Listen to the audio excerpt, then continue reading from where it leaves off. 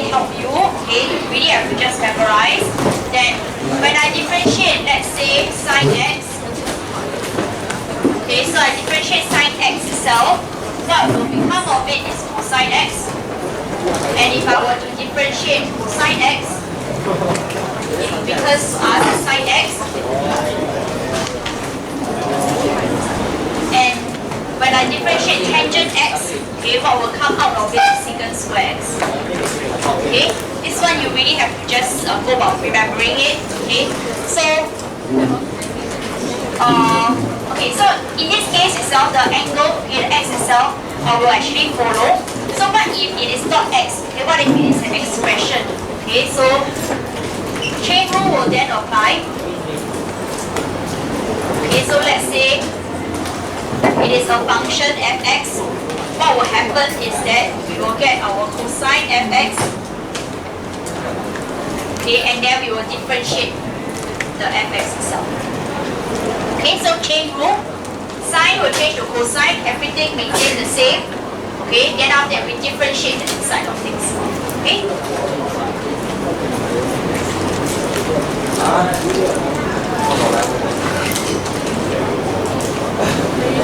Oh, sorry, I left out negative sign.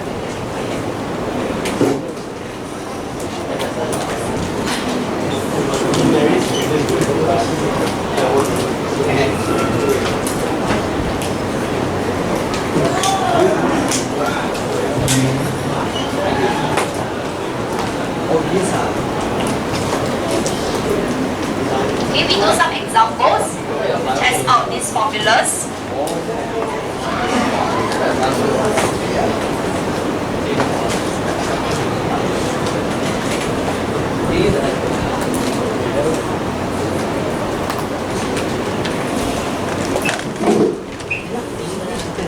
Okay, so let's say we have x minus 2 sine x, and I want to differentiate x minus 2 sine x. Okay, our usual differentiation rules apply. So because it's a subtraction over here, I will differentiate x as per usual. That gives us 1. Okay, the constant negative 2 remains. Okay, differentiate sine x will give us cosine x itself. Okay, so therefore the differentiation of x minus 2 sine x will be 1 minus 2 cosine x. Okay.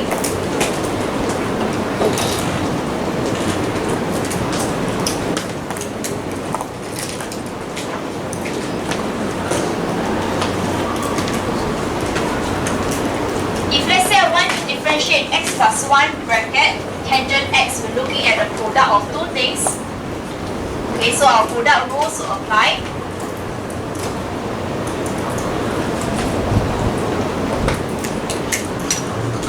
That will mean that I keep the left side first. Differentiate tangent x will give us secant square x, followed by plus. Keeping the right side, differentiate x plus 1 will give us 1. Okay, we can simplify this. Since I don't need the 1 over there, you can simplify by writing it this way. That will be good enough.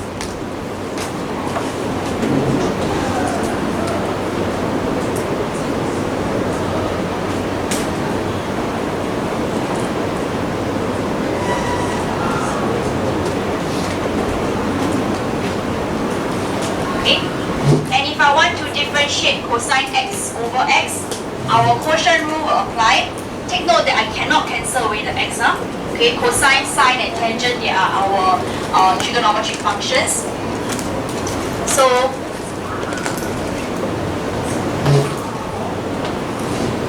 to differentiate cosine x over x, okay, using my quotient rule, I will keep the bottom, differentiate the top. Okay, and then minus away, keep the top, differentiate the bottom over x squared. This will simplify to negative x cosine x minus cosine x over x squared.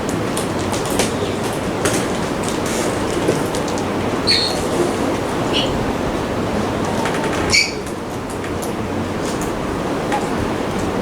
It is acceptable if you leave your answer like that. Alternatively, because there are two negative signs in the numerator, if you like to factorize out the negative,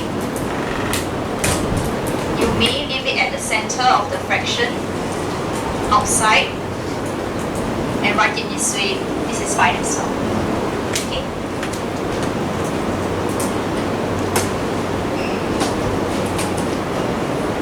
Questions?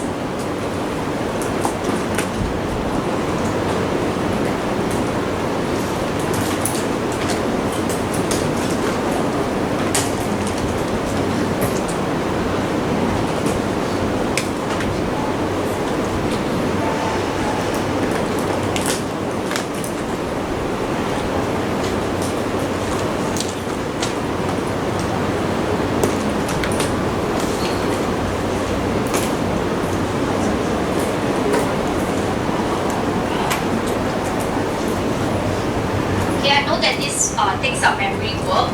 Okay, so therefore that's the reason why I gave you the Amex formula booklet earlier, so that you could refer to it and get yourself memorizing these things, because these differentiation rules are not going to be given to you in the formula list at all. Okay.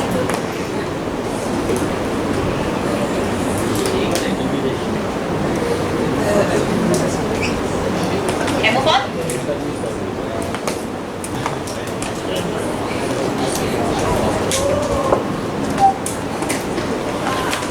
Now let's look at try 2.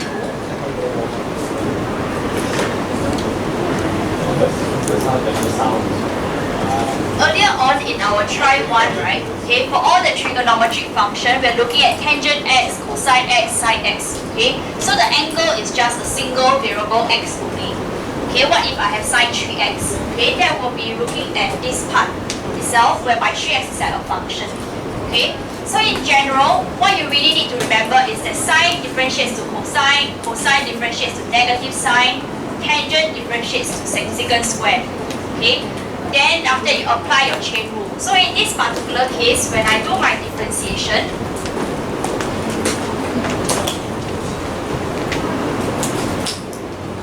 okay, differentiating sine 3x itself, sine will differentiate to arrive at cosine. Okay, we keep it at cosine 3x. And then we need to remember to differentiate the 3x itself. That will give us 3. Okay, so simplified form will be 3 cosine 3x. Right, that will be how we actually go about applying our chain rule idea to our trigonometric function.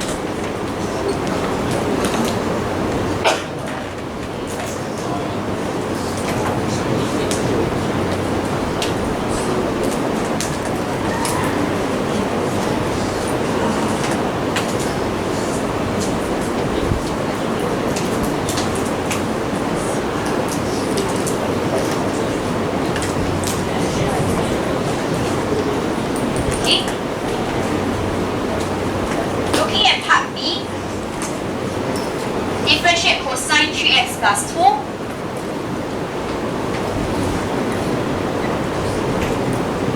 Okay, to differentiate this, differentiating cosine will give us negative sine. Keep the 3x plus 2. Then not forgetting to differentiate 3x plus 2 itself. That will give us a 3. Okay. So upon simplification, I will have negative 3 sine 3x plus 2.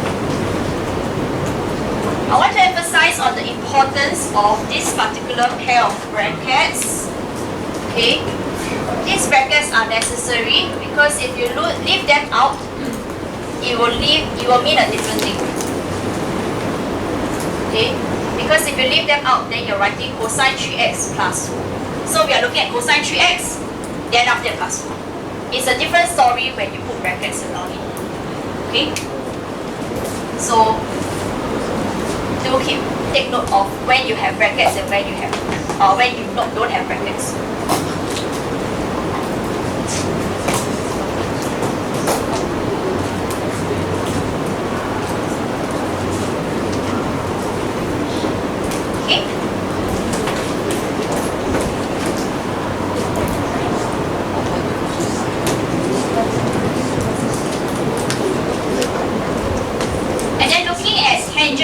4x minus pi over 3. Okay, pi over 3 is our radian angle. Most of the time when it comes to calculus, okay, whenever we're doing trigonometry in the calculus topic, that means your differentiation, later on we're looking at integration. Okay, all these x values itself will actually be your radian values most of the time. It is not your degree values. So we're not going to be looking at sine 30 degrees, sine 40 degrees, maybe sine pi over 3, sine pi over 6. Okay, so typically our trigonometric functions are all defined using radian values. Okay, so to differentiate your 4x minus 4x minus pi over 3,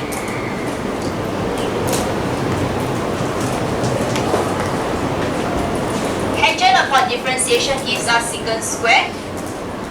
Keep the angle. And then differentiate 4x minus pi over 3, we will get 4. And upon simplification, we will have this.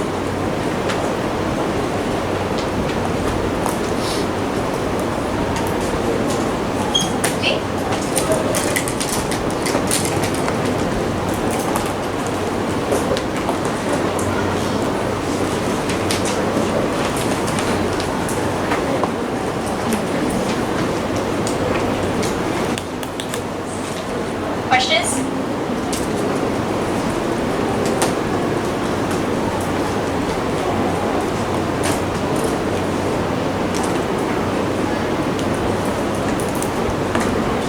I hope that you're copying, you're also processing on. Any questions? Corner? Okay, one last example before I let you try on your own. Try 3.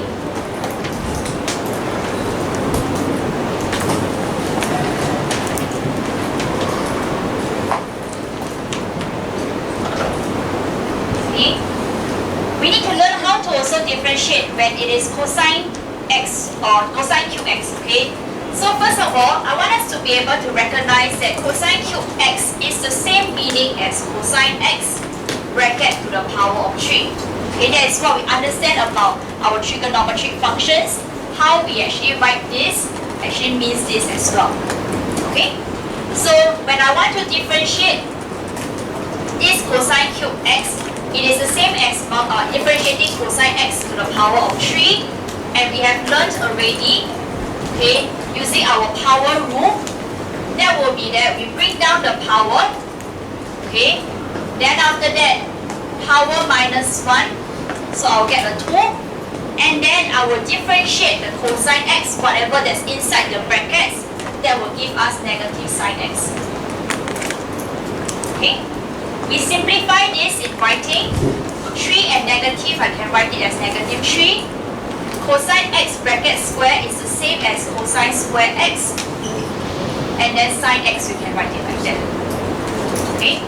It is perfectly fine if you don't have brackets around in your final answer. But if you want to write it this way, that's also fine. Okay? So this is where we apply our power rule. Power come down. I don't know how to express this. Okay, the power needs to come down. And then power minus 1. And then differentiate cosine x.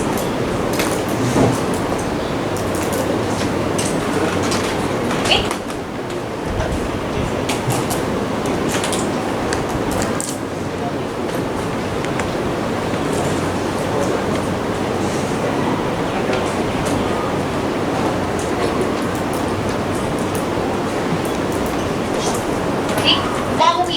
Very clear that cosine cube x is the same as cosine x to the power of 3. Likewise, if I say sine square x, it is the same as sine x bracket to the power of 2. Okay, then likewise, even secant square x is the same meaning as secant x to the power of 2. Okay, I want us to be very careful about how these notations work so that you don't get yourself confused. Okay. Take note that whenever I express this, I have my brackets around it. It is not the same as cosine x cubed, not the same as sine x squared, neither is it the same as secant x squared. So if without the brackets, it definitely means a different thing. Okay? Because over here, without the brackets, it means that x itself is power 3. Okay? It is not related to the cosine at all. Alright? Whereas in this case, it means cosine x times cosine x times cosine x 3 times. Likewise for the rest. Okay? Something that most people tend to actually get themselves confused in is in the inverse notation.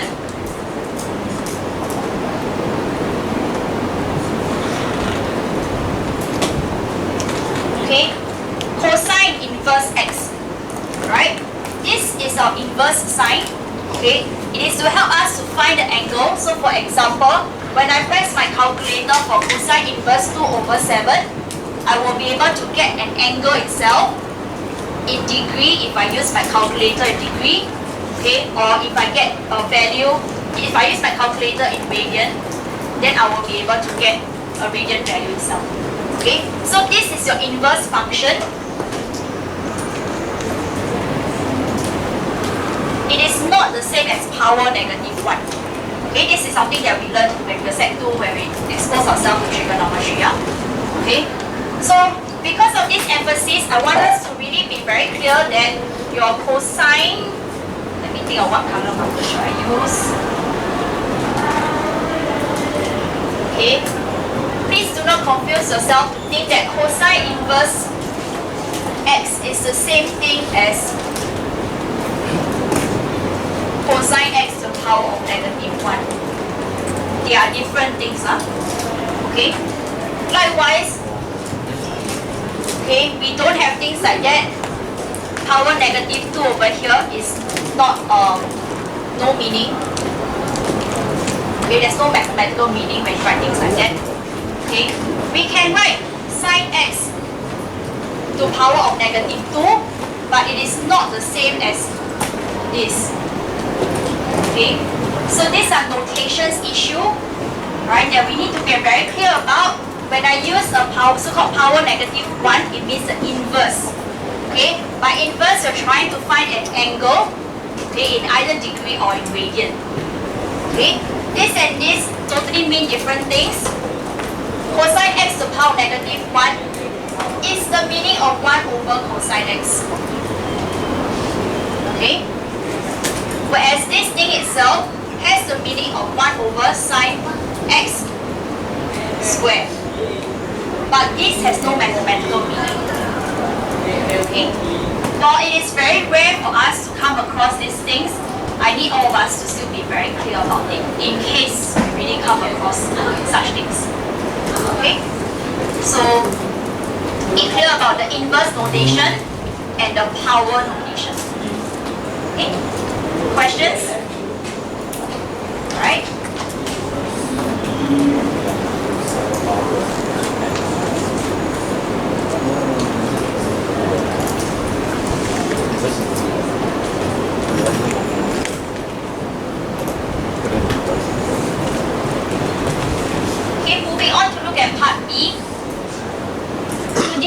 Your tangent x minus 3 to the power of 4.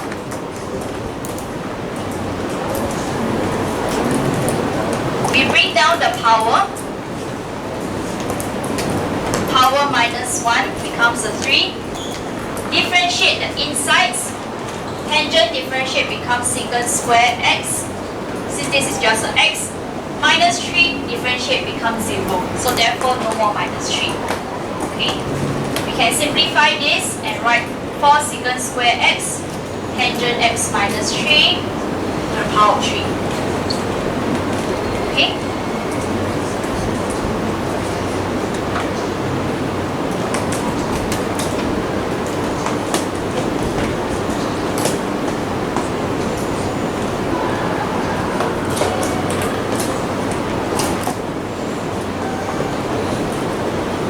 And then part C.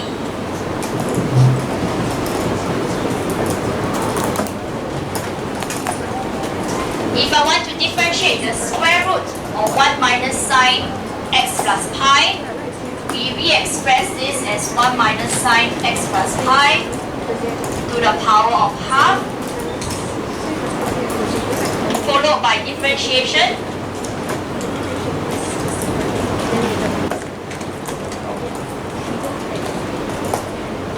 Bring down the power. Insides maintain. Power minus 1. Okay. Differentiate the inside now. So 1 differentiate becomes 0. Negative sign differentiate will give us our negative cosine. Because minus sign we keep, sine differentiate become cosine. X plus pi. Okay. Then not forgetting that I need to also differentiate the x plus pi. That will actually give us a 1.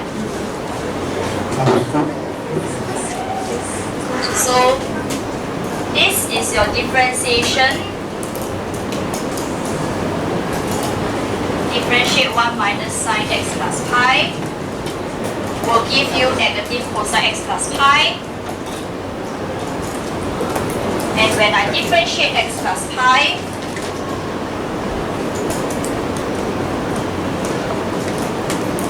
it gives me a 1. Okay. So your chain rule tells us that we need to go deeper and deeper, okay, in the order that we do our differentiation. Questions? Okay, not. Okay, so this one, if you want to simplify, you can. So if I simplify it, I will write it as negative cosine x plus pi over 4 square root 1 minus sine x plus pi. Yeah. So that will be a simplified form in the fraction itself. Okay.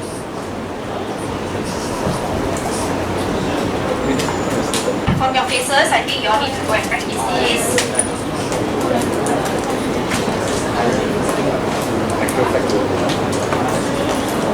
Okay. It's not going to be short of any practice. So, exercise 15.1. I want you to do question 1A, B, C, 2B, B, E, 3B, C, B, 5C, D, E, 6B, and C. This kind of thing you need to practice. Okay, cannot be I thought only. Alright? Okay, give you 20 minutes, more than enough time. Do all these questions in your notebook now. Okay, you must remember, sine become cosine, cosine become negative sine, and tangent becomes secant square. We thought it was going to end at 3. No, yeah, it's going to end at 3, yes. But before 3 comes along, you must complete this first. Okay? If you're still lost and confused, please raise your hand. Okay, I'll come to you.